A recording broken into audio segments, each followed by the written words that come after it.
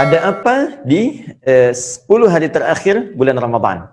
Ini keterangan umum yang disampaikan oleh para ulama kita merujuk pada keterangan-keterangan yang utama, ya, yang paling menjadi rujukan bagi orang-orang Islam, yaitu dalam hadis-hadis Nabi Sallallahu Alaihi Wasallam tentang keutamaan 10 hari terakhir di bulan Ramadan. Apa itu? Ya, ada peluang untuk mendapatkan kemuliaan yang lebih besar yang tidak didapatkan teman-teman sekalian di hari-hari di luar Ramadan, khususnya di waktu malamnya, ya, di waktu malam. Malam, ya. Saya mohon izin tidak bermaksud mengajari, tapi hanya berbagi saja, ya, tentang pengertian dalam narasi Al-Quran dan dikuatkan nanti dengan kaidah-kaidah bahasa Arab. Malam itu bahasa Arabnya lail. Lail. Ya, al-lail. Karena itu di Al-Quran ada surat al-lail, ya, surat malam kan? Baik, jamaknya layali, ya, wal-laili idza yaghsha. Malam. Jamaknya layali. Ya, turunannya bisa laili, lili, lela, leli. Nah, itu malam. Ya, kalau ada yang ikut dengan kita Ibu Leli, nah itu ibu malam-malam. Baik. Kalau ada yang spesial di waktu itu, ya, ada yang istimewa, maka rumusnya salah satunya di bahasa Arab diberikan sifat keistimewaannya, tambahkan tak di ujungnya, tak marbutah. Ya, jadi yang tadinya lail, ya, robah kalimatnya, lailnya tambah tak di ujungnya, jadi lailah, gini, lailah. Jadi kalau ada kalimat lailah, ya, lailah itu beda dengan lail, tidak sama. Ya, karena di sini ada taknya, tak ini yang menunjuk satu keistimewaan ini yang tidak ditemukan di malam-malam biasa. Spesial di Ramadan ada malam yang tidak disebutkan oleh Allah dengan kalimat lail seperti yang lainnya, tapi langsung diungkapkan dengan kalimat lailah.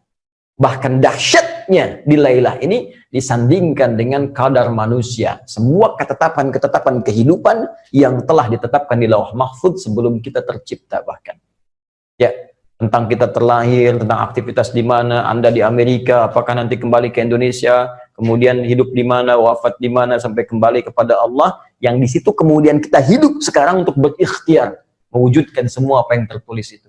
Itu disebut dengan qadar namanya. Qadar. Nah, saking dahsyatnya ini Lailatul Qadar itu hingga Allah menurunkan satu surah khusus disebut dengan namanya Al-Qadar. Ya, inna anzalnahu fi lailatul qadar. Masya Allah.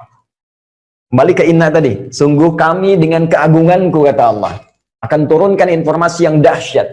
Apa di antara yang dahsyat itu? Anzalnahu, kami turunkan Al-Quran itu Lailatul Qadar, fi Lailatul Qadar, pada malam yang sangat istimewa, malam yang sangat menentukan. Nah, kapan terjadi malam Al-Qadar ini? Apa keistimewaannya?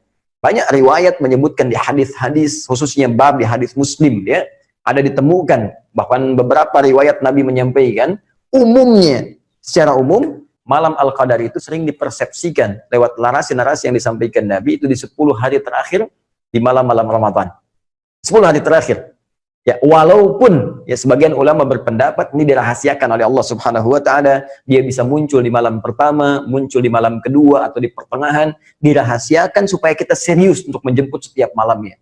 Hanya kemungkinan besar kebanyakan munculnya di 10 hari terakhir di bulan Ramadan berdasarkan keterangan-keterangan hadis-hadis Nabi sallallahu alaihi wasallam. Apa yang Anda bisa dapatkan ketika hadir malam ini? Kata Al-Qur'an, Lailatul Qadri khairum min alfi syahr. Pada malam ini, jika Anda bisa beramal satu saja, baca Al-Quran misalnya, ya, sholat cuma 2 rakaat sekali, dibuka takbir, diakhiri salam, 2 rakaat. Ya, kemudian Anda baca Quran, itu pun misalnya baru baca cuma 1 huruf, ya, nun, qaf, ya, tiba-tiba ketiduran, ngantuk misalnya, itu pahalanya khairum min alfi syahr, lebih daripada 1000 bulan. Awas, jangan keliru menerjemahkannya, ya. Jangan keliru menerjemahkan, bukan sama dengan 1000 bulan. Awas, bukan sama. Khair itu lebih baik, lebih dari 1000 bulan. Allahu Akbar. Kalau 1 bulan saja, ya, itu bisa kurang lebih hitungannya 82 sampai 85 tahun. Kita ambil standar lah 83 tahun misalnya. Ya, 1000 bulan. Ya, maaf saya koreksi, 1000 bulan ini standar dengan kurang lebih 83 tahun. Kalau kita teruskan dikalikan dengan standar di Hijriah. Allahu Akbar, artinya jika ada orang yang baca Quran nun satu huruf, itu nilainya sama dengan 83 tahun baca nun tanpa henti. Nun, nun, nun, nun. Bisa nggak teman-teman tuh? Ini. Ya. Dan saya mengilustrasikan dong. Membayangkan bagaimana kalau seorang dapat malam itu tuh sedang bertaubat. Ya Allah, saya merasa banyak dosa ya Allah. Saya banyak salah ya Allah. Pada ayah saya, pada ibu saya. Saya belum sempat minta maaf. Beliau telah meninggal dunia.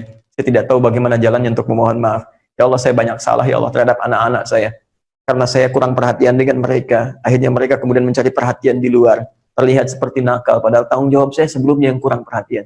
Ya Allah, saya salah dengan teman saya. Saya belum berjumpa dengan dia dan belum minta maaf pada kesalahan saya. Anda kemudian taubat dan tak terasa air mata itu mengalir. Terasa mengalir gitu. Dan turunlah penerimaan Allah pada saat itu. Begitu taubatnya diterima, digugurkan semua dosanya. Kalau Anda beramal satu aja misalnya, la ilaha illallah, zikir satu aja kalimat. Begitu mengucapkan la ilaha illallah, amalan itu sama dengan 83 tahun. Usia Anda mungkin baru 60 tahun, ya 50 tahun, tapi punya amalan 83 tahun, dan dosa dikosongkan oleh Allah Subhanahu wa Ta'ala. Hilang. Paling indah ketika Anda mengucapkan la ilaha illallah, kemudian tibalah waktunya untuk pulang. Ketika meninggal dunia itu, Anda sudah punya amalan 83 tahun, melampaui amalan usia Anda, dan pada saat itu dosa-dosa sudah dihapuskan oleh Allah Subhanahu wa Ta'ala. Inilah keistimewaannya malam-malam terakhir di bulan Ramadan. Ya. Dan yang terakhir, yang ketiga, teman-teman sekalian, apa yang menarik pula di malam-malam terakhir di bulan Ramadan, setelah kita dapatkan informasi yang pertama menunjuk pada tingkat keimanan seseorang, ya, kesungguhannya, kemudian juga menunjuk kepada amalan yang sangat dahsyat yang bisa didapatkan di situ. Yang terakhir, Allah akan memberikan kenikmatan. Yang ini bisa dilatih dengan satu amalan. Dan amalan ini memang hanya disiapkan di 10 hari terakhir. Tidak ditemukan di 10 malam pertama, tidak juga di malam yang kedua, pertengahan kedua, tapi hanya akan Anda dapatkan di 10 malam terakhir. Amalan ini jika dikerjakan dengan benar, akan menghadirkan kenikmatan dalam kehidupan yang bisa dibawa ke ranah ibadah. Ya, juga muamalah. Kalau ibadah hubungan dengan Allah, garisnya vertikal, hablum minallah. Jadi kalau Anda sholat, nanti sholatnya nikmat, nggak pernah sama dengan sholat-sholat sebelumnya. Ya, kalau baca Al-Quran itu nikmat, nggak pernah sama dengan sebelumnya. Bisa fokus, enak, terarah, nggak bisa terganggu gitu kan. Terus kalau berhubungan dengan manusia, lapang. Menghadapi takdir itu enak, lapang. Ngelihat ada pandemi, saya mengamati yang terjadi di Amerika juga, di New York khususnya gitu kan. Bagaimana situasi COVID-19 ini kita hadapi, seperti apa. Namun demikian itu ujian juga untuk keimanan kita dalam tinjauan spiritual tentunya. Dan orang beriman menghadapi situasi yang membahagiakan ataupun terlihat nampak dalam pandangannya kurang menyenangkan, itu semua situasinya sama. Sampai-sampai ada bab khusus kata para ulama, orang kalau sudah merasakan ketenangan dalam kehidupan, maka terpraktekkan 2 sumber keindahan yang mengantarkan setiap hamba ke surga. Apa itu? Syukur, sabar. Dia orang masuk surga itu kalau mau cepat 2. Ya, 1 syukur, 2 sabar. Makanya syukur disebut oleh Al-Quran sedikit yang bisa. Wa qalilun min ibadiyasy syakura. Sedikit hambaku yang bisa sabar, syukur. Dan sabar itu kalimat pembuka malaikat menyambut orang masuk surga. Itu ada di Quran surah ke-13 Ar-Ra'd ayat 23 sampai 24. Ya, jannatu 'adnin yadkhulunaha wa man salaha min abaihim wa azwajihim wa dzurriyyatihim wal malaikatu yadkhuluna 'alaihim ya min kulli bab. Salamun 'alaikum bima sabartum. Salamun, selamat bagi Anda semua. Ya, bisa masuk surga yang indah ini bima sabartum, karena sabar. Ini cuma ada 2, kalau nggak syukur, sabar.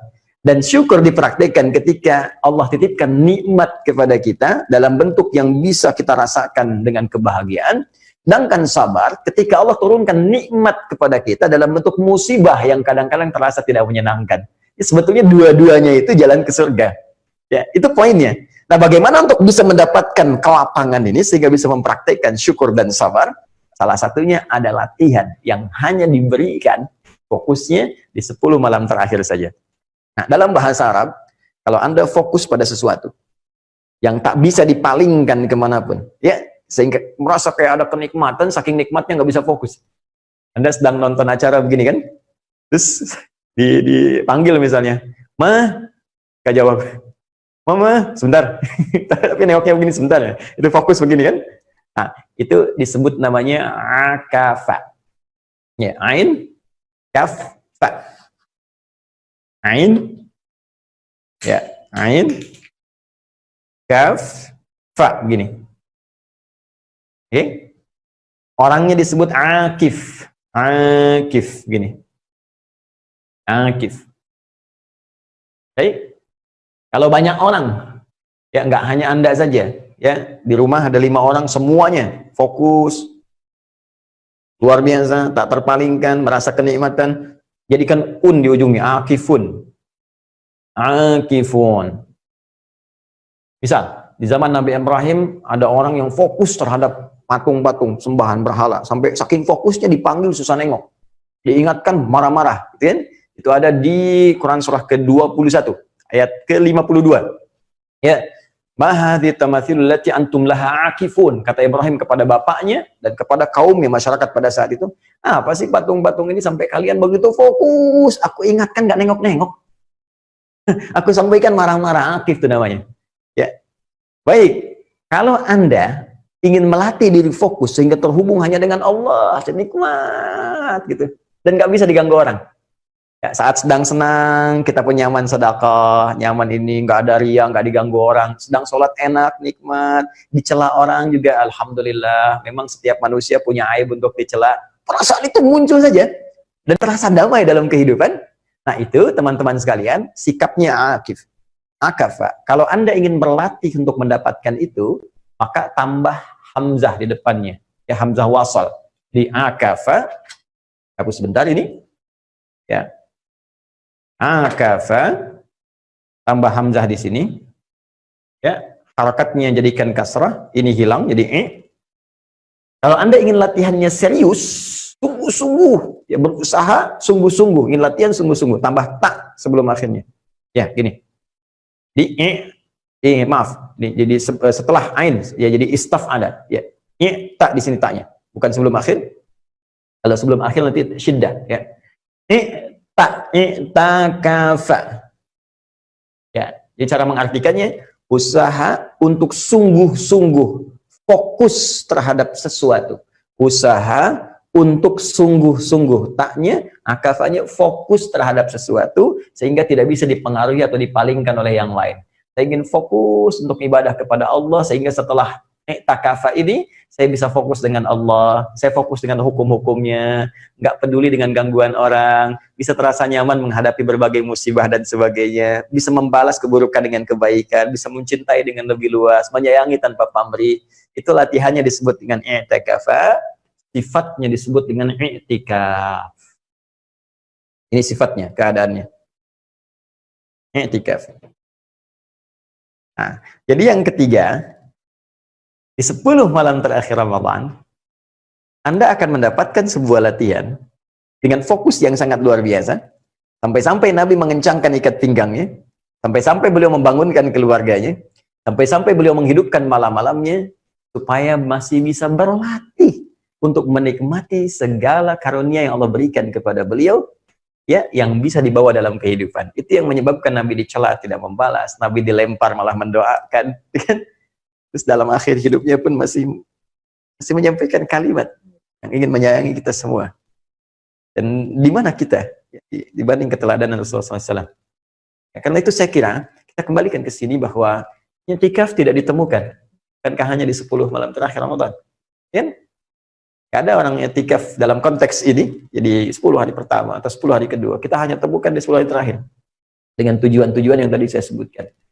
Nah, ini yang menjadikan alasan-alasan kuat mengapa kita diberikan isyarat dalam Al-Quran. Ya, dalam Al-Quran bahkan jelas di Al-Baqarah ayat 187 tentang ini. Ya, bahkan langsung ke orangnya akif. Seakan-akan Allah ingin mengatakan, kalau bisa kamu memang harus jadi orang yang sudah otomatis. Ya, tiap-tiap itu kan tiap tahun dikasih tahu. Bahasanya seakan-akan begitu. Tiap tahun ada Ramadan, masa masih intikaf juga, harusnya sudah akif. Karena itu di Al-Baqarah 187, itu di pertengahannya ada kalimat begini. Wa antum akifuna fil masajid. Ya, wala tubashiruhunna wa antum akifuna fil masajid. Ya, bahkan saking pentingnya ini kata Allah, kalau kamu pun ada hasrat untuk bercumbu dengan istri, dengan pasangan hidupmu, kalau bisa tunda dulu lah kalau sedang itikaf di masjid. Saking pentingnya. Ya, saking pentingnya ibadah ini. Nah, jadi teman-teman sekalian, ini yang menjadikan alasan kita mengurai tentang pentingnya hari-hari terakhir di bulan Ramadan.